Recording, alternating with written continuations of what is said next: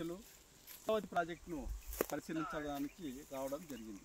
Vedavathi project 2014లో ఏర్పడిన కూటమి ప్రభుత్వం, తెలుగుదేశం ప్రభుత్వం ఆ రోజు శంకుస్థాపన చేసింది.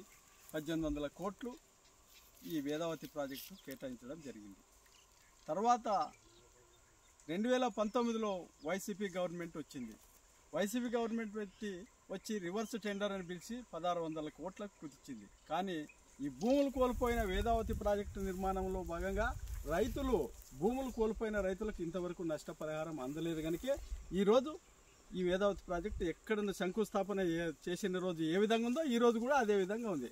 కాబట్టి ప్రస్తుతం ఉన్న ప్రభుత్వమే ఆ రోజు ఈ వేదావతి ప్రాజెక్టుని చేపట్టింది కనుక ఈరోజు నిధులు కేటాయించి ఈ ప్రాంత రైతుల్ని ఆదుకోవాల్సిన అవసరం ఎంతైనా ఉంది. ఈ వేదావతి ప్రాజెక్టు కంప్లీట్ అయితే దాదాపు 196 గ్రామాలకు తాగునీరు, సాగునీరు అందే కార్యక్రమం ఇది.